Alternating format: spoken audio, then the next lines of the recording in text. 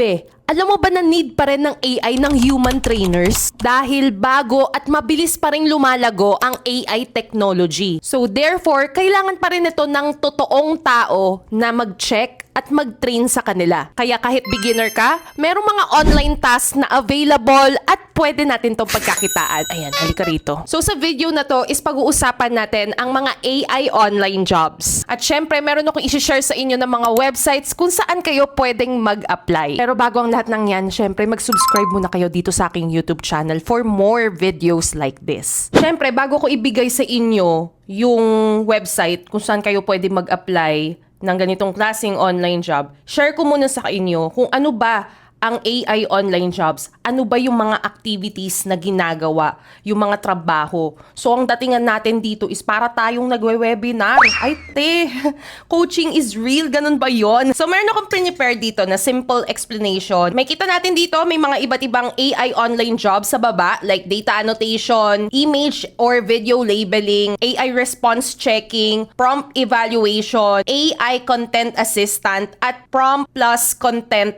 task. So first one is data annotation. So lagi natin tong naririnig every time na sasabihin nating AI training, ganyan. For example guys, ito yung mga example lamang. Hindi lahat ng mga company ay may mga pare-parehong illustrations or data annotation just like this. So ito ay isang example lamang, okay? Instruction here is read the message, pick the best category, and add short label. Alagay mo lang kung positive, negative, delivery issue, or billing issue yan siya. So, una is package arrived late again. So, sa palagay mo, diba, ito is nagrereklamo na yan siya. Kaya, lalabelan natin siya as negative, and ang confidence mo as negative yan is very high. And then next one is thank you, fast support. So, parang feedback yan siya na meron siyang magandang experience. Positive yan siya and high. So, these two are exact opposite, diba? And then next is I need help with my invoice. So, this is more on billing issue, just like this. And then next is where is my order? So, kitang-kita naman na delivery issue yan. Kasi kung walang issue at all, dapat wala siyang inquiry just like this one. Kaya delivery issue and ang confidence natin dyan is high. App keeps crashing after login. Automatic technical issue. Though wala siya sa category, pwede ka magdagdag ng category. Technical issue, medium. Okay, again, this one is data annotation. Example lamang ito. Okay, so right now we will proceed to the next one. Actually, wala pang AI is meron na tayong image and video labeling. 'Di ba? Common na yan siya na micro task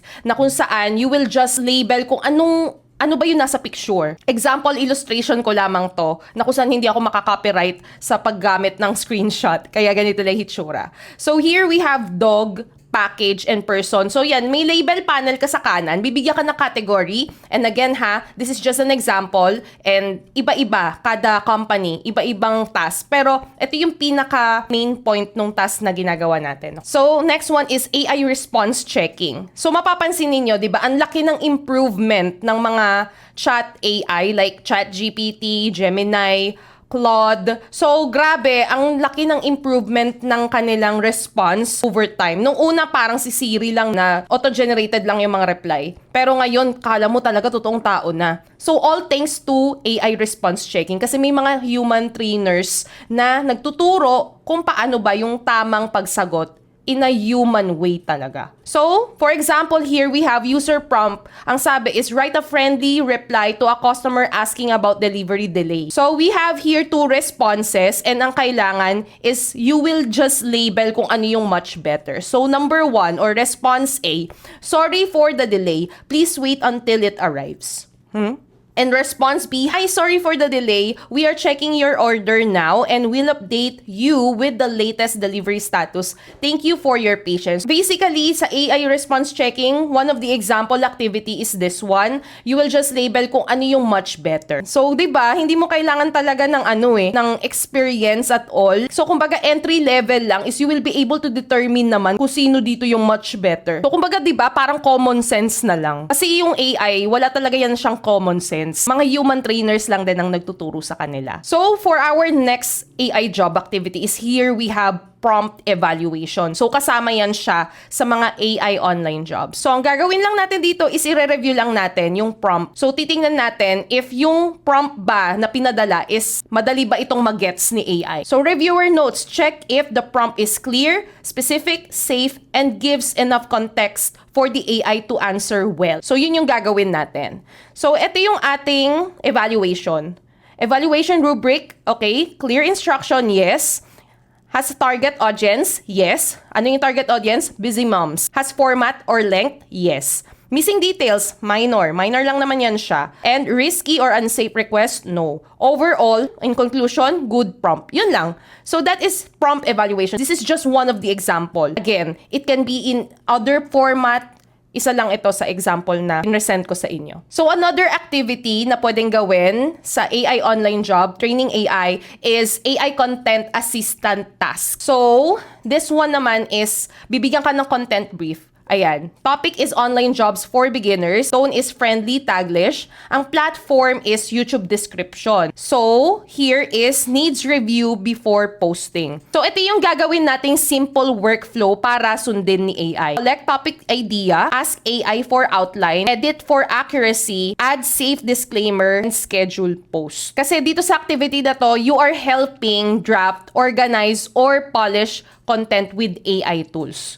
So, yes, pwedeng-pwede na yan gawin dito sa AI. Kaya, sino bang tumutulong sa AI? Syempre, mga human trainers pa rin. Just like you in the future, malay mo, ito na pala ang magiging online job mo, diba? So, those are some of the example activities na meron sa mga AI online jobs. And again, here is you are teaching or training AI to be much better. So, right now is magpo-proceed na tayo kung saan tayo pwedeng mag-apply for this type of online job. So in this video, guys, I'm going to share 11 websites kung saan kayo pwedeng mag-apply for this type of online job. And one of them is Outlier. Here is you can become the expert that AI learns from. So, sa website, click nyo lang yung view opportunities. And here, makikita nyo na yung mga job openings na available. And meron na din sila dito mga rate at kung saan available itong mga online jobs na ito. Okay, so this is international. I-click nyo lang yung location. Pwede kayong mag-proceed dito kung saang location man kayo naroon. So, let's say Philippines. Ayan. So, when we click on Philippines, ayan guys, lumabas na yung mga iba't ibang AI training online jobs na available sa Philippines. Ayan guys, oh. May kita ninyo, iba-ibang mga remote jobs na available sa mga iba't ibang countries including Philippines, okay? So kayo nang bahala guys ha, mag-review, i-check nyo yung job description kung compatible ito sa inyo. Kasi magpo-proceed na tayo sa next company dahil ang dami ko i-share dito guys. Okay, so next company that we have here is dataannotation.tech. And here is, you will be training AI and get paid. So, syempre, it would be advisable na i-review nyo muna yung mismong website and once everything's okay, you can click on apply now. And dito guys, is you will be required for you to log in, no? Continue with Google or continue with email. So, working here sa dataannotation.tech is meron silang remote and flexible jobs. Meron silang mga meaningful projects, competitive pay, no check-in culture, critical thinking is a must, and much more. So here's what you will be doing. No AI experience is required. Gaya nga ng sabi ko, yung mga ganitong klaseng online job, kailangan lang talaga ng human thinking. Kasi yun ang wala si AI. So you teach, AI learns. Okay? So guys ha, kayo nang bahala dito sa pag-a-apply. I believe if you're qualified, marunong kayong mag-research, marunong kayong mag-apply, marunong kayong magbasa. Kasi magpo-proceed na tayo sa next one, which is Telus Digital. So guys, dito sa Telus Digital, I'm not quite sure lang no if available ito sa Philippines, pero for the sake of our viewers na nasa abroad and also yung mga foreigners nating mga viewers dyan, you can definitely check out this one. Ayan. So here, guys, sobrang dami. You will definitely see mga remote online jobs sa iba't ibang parte ng mundo. Sa India, sa United States, sa South Korea. So you name it. Kayo nang bahalang maghanap, guys. Sobrang dami nito. Like, hindi ko na yan siya maisa-isa. Okay, so for our next website here, we have is OneForma. Actually, na-feature ko na siya recently. You can perform this online job using your mobile phone. So may kita natin dito that here you will be training AI by gathering data as well. Mga data collection tasks wherein you will just provide mga short videos, mga recording, depende. Ayan, meron din silang mga annotation, transcription, so you name it, kayo nang bahalang maghanap dito ng tutugma sa inyo. Pero as much as possible guys ha, libre ang pag-a-apply, kaya magpadala lang kayo ng magpadala ng application. Okay, so for our next one here is we have Appen. So si Appen guys is talagang matagal na to. Matagal ko na rin yan siyang nakikita dito sa online industry world na nagbibigay ng mga careers. So here, your expertise shapes the AI that powers the world. Okay, so makikita natin mga iba't ibang remote jobs, mapa-part-time man yan, mapa-full-time guys, is makikita nyo dito yung mga open positions na available. So, for our next one here is we have CrowdGen by Appen. So, si Appen din ang may-ari nito. Specifically focusing on AI training. Okay, so mas maganda pala mag-apply dito kasi mas latest yan siya. So, if you scroll down, makikita natin dito that you can start your journey by applying and getting verified, get domain matched, contribute with purpose, and earn and build the record. So, once everything's okay, you can click on join now lang if you're decided na mag-apply dito sa CrowdGen by Appen. So, iisa lang din ang agenda nito to lead the future of AI. Okay, so yun nga, ititrain mo si AI na mas maging human-like para mas madali siyang gamitin ng mga humans like us. Alam nga namang alien. So for our next one here is we have RWS. So may kita natin dito actually guys, mga AI-related contents din. So actually guys, itong si RWS is na-feature ko na rin yan siya dito sa ating channel. Is isa rin ito sa magandang applyan ninyo if you're looking for AI online job. At dito guys, may kita ninyo, depende sa category, may mga iba't ibang job opening sila dito na available sa mga iba't ibang lugar. So kayo nang bahala guys, maghanap kung meron kayo makikita na perfect sa inyo. Okay, so for our next one is here we have Minddrift.ai. So guys, here sa Minddrift is you can get paid to train AI. Entry level is $15 to $30 per hour. Wow. Entry level yan siya guys ha. I think this is one of the highest paying AI training online job na available. And rekta talaga siya. Straight to the point. And meron din sila mga partners na malalaking brands. So ikiklik nyo lang tong apply now if you would like to apply for a position. May kita nyo rin yung status niyan dyan if open yan sila. May kita nyo rin dito meron silang pa-frequently asked questions. So for the payment, ayan o. May kita ninyo qualifications, meron din yan sila dyan. Okay, so for our next one here is we have Aligner with double R. This is powered by Labelbox and may kita natin dito that they have different categories ng mga job positions na available. So here we have all audio, coding, general, and STEM. So dito sa general guys, may kita ninyo dito yung mga iba't ibang positions na pwede sa lahat kasi nga general yan siya. So isi-scroll down nyo lang, ayan meron silang mga data operations specialist na kung saan you will get paid $20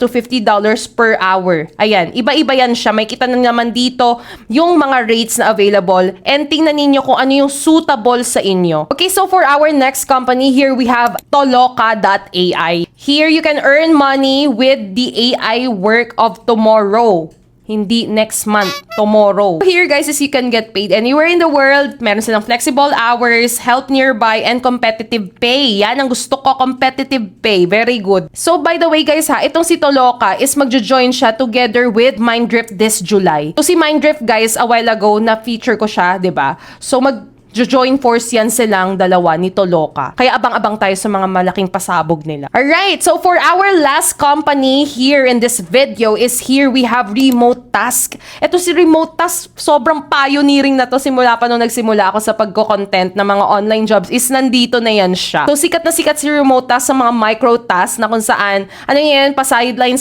pa side hustle lang. And here you can earn while you're doing your online task from home, o diba? So si Remote Task, ayan siya, oh. Kamukha nung mga pinresent ko a while ago. 'Di ba? Yung mga pagle-label, pag-annotate. So, may kita niyo yan siya. So, guys, simple lang yung pag-a-apply dito. Gagawa lang kayo ng account. Like, magsa-sign up kayo for an account. Parang lang kayo nagsa-sign up sa mga social media. And then, dito rin mismo sa Remote Task, meron din silang mga pa-training dyan kung saan mas matututo ka pa sa pag-a-annotate. So, there you go, guys. I think that's it. Those are the AI online jobs na available. At yun din yung mga activities na ginagawa dito sa online job na ito. So if you have any questions, please feel free to comment down below and sasagutin ko yan pag alam ko yung sagot. So yun na naman guys, and thank you so much for watching this video, and kung na-enjoy nyo ito, give this video a like and subscribe to my channel. Click on the notification bell para ma-notify ka sa aking mga uploads. So have a nice day. God bless and goodbye!